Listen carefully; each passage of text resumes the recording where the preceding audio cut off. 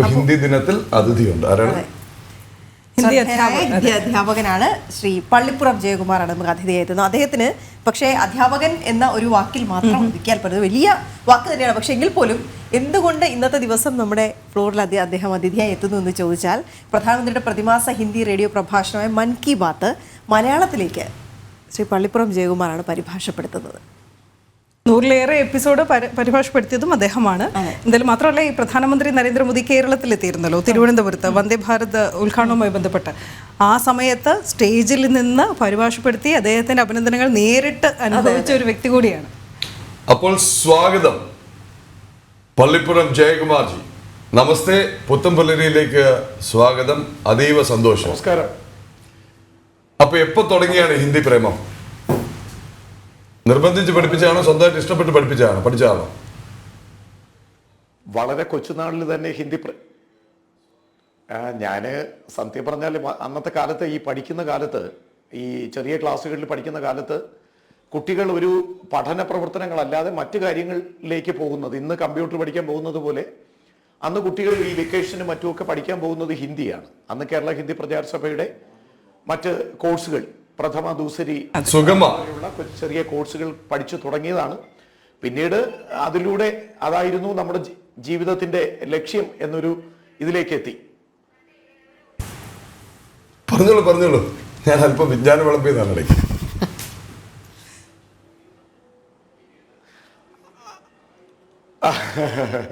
അപ്പൊ തുടർന്നാണ് ഹിന്ദിയോട് ഒരു വലിയ പ്രേമം തോന്നുകയും ഹിന്ദി തന്നെ മെയിൻ വിഷയമായിട്ട് എടുത്ത് പഠിച്ച് കൂടുതൽ കാര്യങ്ങൾ ചെയ്യാനുള്ള ഒരു അവസരം ആരാധ്യനായ പ്രധാനമന്ത്രിയുടെ മൻ കി ബാത്ത് പ്രഭാഷണ പരമ്പരയുടെ വിവർത്തകനായും അദ്ദേഹത്തിന്റെ പ്രസംഗം നേരിട്ട് അദ്ദേഹത്തോടൊപ്പം വേദി പങ്കിട്ടുകൊണ്ട് വിവർത്തനം ചെയ്യാനുള്ള ഒരു അവസരം ലഭിച്ചു എന്നുള്ളത് വളരെ സന്തോഷകരമായ ഒരു കാര്യമാണ്. ഹിന്ദി ദേശീയ ഭാഷ എന്നുള്ള നിലയിൽ, രാഷ്ട്രഭാഷ എന്നുള്ള നിലയിൽ, ഇന്ത്യയിലെ ഏറ്റവും കൂടുതൽ ആളുകൾ സംസാരിക്കുന്ന ഭാഷ എന്നുള്ള നിലയിൽ നമ്മുടെ കേന്ദ്ര സർക്കാർ ഈ ഒരുപാട് പ്രമോഷൻ ഈ ഹിന്ദിക്ക്, പ്രത്യേകിച്ചും ആരാധ്യനായ നരേന്ദ്രമോദിജി ഈ മൻ കി ബാത്ത് പ്രഭാഷണ പരമ്പര തന്നെ ഹിന്ദിയിലാണ് അദ്ദേഹം പറയുന്നത്. അദ്ദേഹത്തിന്റെ കൂടുതൽ സ്പീച്ചുകളും ഹിന്ദിയോടുള്ള അദ്ദേഹത്തിന്റെ ഒരു പ്രേമം കൊണ്ട് നമ്മൾ ഹിന്ദിയിലാണ് കേൾക്കുന്നത്. അപ്പോൾ അതിൻ്റെ ഒരു ഭാഗമായി മാറാനും ഇപ്പോഴും തുടർച്ചയായിട്ട് തിരുവനന്തപുരം ദൂരദർശന് വേണ്ടി അദ്ദേഹത്തിന്റെ പ്രസംഗങ്ങൾ വിവർത്തനം ചെയ്ത് അവതരിപ്പിക്കാൻ ഒരു മഹാഭാഗ്യം ഉണ്ടായി. അത് വളരെ സന്തോഷകരമായ ഒരു കാര്യമാണ്. ശ്രീ പള്ളിപ്പുറം ജയകുമാർ, പക്ഷേ ആ വിവർത്തനങ്ങൾക്കൊക്കെ പക്ഷെ സമയം കിട്ടും. ഈ സ്റ്റേജിൽ അദ്ദേഹം അടുത്ത് നിന്ന് ഇങ്ങനെ പ്രസംഗിക്കുമ്പോൾ അത് കേൾക്കാൻ കാത്തു നിൽക്കുന്ന 10,000-കണക്കിന് ജനങ്ങളെ അദ്ദേഹം ഇങ്ങനെ കോൾമയിർ കൊള്ളിക്കുന്ന ഒരു പ്രസംഗമാണ് അദ്ദേഹത്തിന്റെ ഭാഗത്തു നിന്നുണ്ടാകാറ്. അപ്പോൾ അത് ഒരല്പം പോലും ചോരാതെ മലയാളത്തിലാക്കണം എന്ന് പറയുന്നത് എത്ര വെല്ലുവിളിയാണ്. അതെ, അതിനോടൊപ്പം ചേർന്ന് ഈ ലൈവ് ആകുമ്പോൾ ഹിന്ദിക്ക് ഒരു താളമുണ്ട്, ആ ഭാഷാ ശൈലിക്ക് ഒരു പ്രത്യേകതയുണ്ട്. ഇതൊന്നും ചോർന്നു പോകരുത്. ചോദിക്കാൻ കാര്യം, ചില പരിഭാഷകർ നിന്ന് വിയർക്കുകയും വെള്ളം കുടിക്കുകയും ഒക്കെ ചെയ്യുന്നത് കണ്ടതുകൊണ്ടാണ് ചോദിക്കുന്നത്. എങ്ങനെ കഴിയുന്നു? അത് മനസ്സിൽ കുറിച്ചിട്ടാണോ?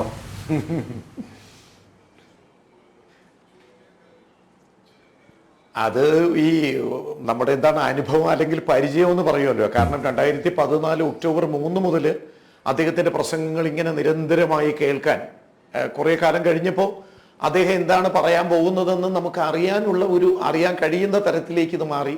പിന്നെ നിരന്തരമായിട്ട് ഞാൻ അദ്ദേഹത്തിന്റെ യൂട്യൂബിലും മറ്റും സാമൂഹ്യ മാധ്യമങ്ങളിലും അദ്ദേഹം വിദേശ രാജ്യങ്ങളിലും ഭാരതത്തിലും സഞ്ചരിച്ച് അദ്ദേഹത്തിന്റെ പ്രസംഗങ്ങൾ ഇങ്ങനെ നിരന്തരമായി കേൾക്കുകയും തത്സമയം പ്രസംഗം പരിഭാഷപ്പെടുത്താൻ എന്തെങ്കിലും ഒരു അവസരം കിട്ടിയാൽ അതെങ്ങനെ ചെയ്യാനാകുമെന്നൊരു നിരന്തര പരിശ്രമം ഞാൻ സത്യം പറഞ്ഞാൽ നടത്തി വന്നിരുന്നു. അതിൻ്റെ ഒരു ഭാഗമാകാം അദ്ദേഹത്തിന്റെ പ്രസംഗം 2023 ഏപ്രിലാണ് 100ാം ഭാഗത്തിലേക്ക് എത്തിയത്.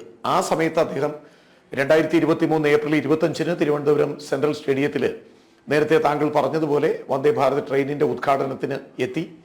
അന്ന് ഒരു നിയോഗം എനിക്കാണ് ഉണ്ടായത്. ഒരുപക്ഷെ അദ്ദേഹത്തിന്റെ ഒരു ഭാഷാ ശൈലി അല്ലെങ്കിൽ അദ്ദേഹത്തിന്റെ ഒരു ബോഡി ലാംഗ്വേജ് എല്ലാം തിരിച്ചറിയുന്നത് കൊണ്ടാവണം വലിയ പരിക്കുകളൊന്നുമില്ലാതെ നന്നായി അത് ആ പ്രസംഗം പരിഭാഷപ്പെടുത്താൻ കഴിഞ്ഞു. അത് കഴിഞ്ഞിട്ട് അദ്ദേഹം അടുത്തേക്ക് വിളിച്ച് അഭിനന്ദനം അറിയിച്ചതാണ് ജീവിതത്തിൽ കിട്ടിയ ഏറ്റവും വലിയ ഒരു സന്തോഷം. ഒരു തമാശ രൂപേണ നമ്മുടെ ഒരു പ്രേക്ഷകൻ പറഞ്ഞിട്ടുണ്ട്, മെയ് കർത്താവായി വരുമ്പോൾ ഹൂം എന്നത് മാത്രമേ ഓർക്കുന്നുള്ളൂ എന്ന്.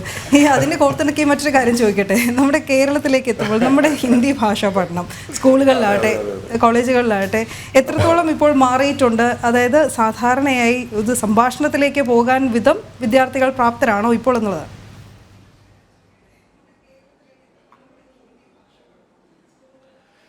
അത് കേരളത്തിലെ ത്രിഭാഷാ പാഠ്യപദ്ധതിയിൽ ഞങ്ങൾ ഹിന്ദി അധ്യാപകർ ആഗ്രഹിക്കുന്ന തരത്തിലുള്ളൊരു പഠന പ്രവർത്തനങ്ങൾ നടക്കുന്നില്ല.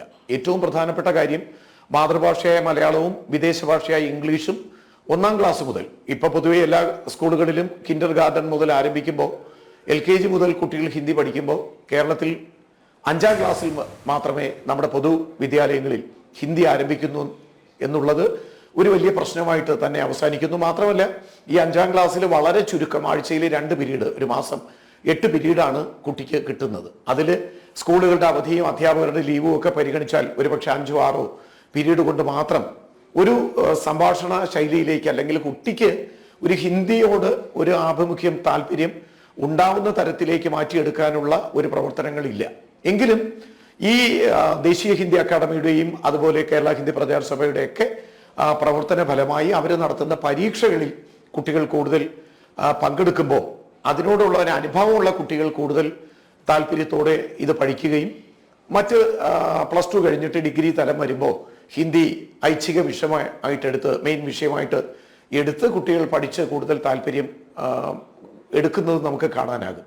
പക്ഷെ എങ്കിലും എൻ്റെ ഒരു അനുഭവത്തിൽ നിന്ന് പറയുകയാണ്, ഏതൊരു പാഠ്യപ്രവർത്തനങ്ങളിലാണ് കുട്ടികൾ ഇടപെടുന്നതെങ്കിൽ, ഒരു എഞ്ചിനീയർ ആയാലും ഡോക്ടർ ആയാലും ഏതായാലും, ഇന്ന് ലോകത്തായാലും രാജ്യത്തായാലും ഏറ്റവും കൂടുതൽ കുട്ടികൾക്ക് ഗുണപ്പെടുന്ന ഒരു ഭാഷ അത് ഒരു പക്ഷേ രാഷ്ട്രഭാഷയായ ഹിന്ദി തന്നെയാണെന്ന് അനുഭവത്തിൽ നിന്ന് ഏറ്റവും അഭിമാനത്തോടെ ഈ ദേശീയ ഹിന്ദി ദിനത്തിൽ പറയാനാകും. കേരളത്തിൽ തന്നെ ധാരാളം ഹിന്ദി സംഘടനകൾ, ദേശീയ ഹിന്ദി അക്കാദമി പോലെയുള്ള ധാരാളം ഹിന്ദി സംഘടനകൾ ഈ രാഷ്ട്രഭാഷാ പ്രചരണത്തിനായിട്ട് ഒരുപാട് പേര് പ്രവർത്തിക്കുന്നുണ്ട്.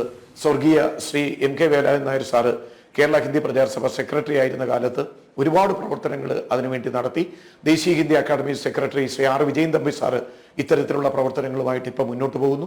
തീർച്ചയായും കൂടുതൽ കാര്യങ്ങൾ ഹിന്ദിക്ക് വേണ്ടി നമ്മുടെ പൊതുവിദ്യാലയങ്ങളിൽ നടപ്പിലാക്കണം എന്നുള്ളൊരു ആവശ്യമാണ് ഞങ്ങൾക്കുള്ളത്. ശ്രീ ജയകുമാർ, ഒരു കാര്യം കൂടി, സമയം തീരെ ഇല്ല. ഇനി CV അനന്തബോസിന്റെ ഇന്റർവ്യൂ അടക്കം ഇങ്ങനെ ലൈൻഡപ്പ് ആണ്, ബംഗാൾ ഗവർണർ. പക്ഷെ ഒന്ന് അറിയാം, നമ്മൾ ഹിന്ദി പഠിക്കുന്നത് ഹിന്ദിയിലാണോ മലയാളത്തിലാണോ? ഓക്കെ,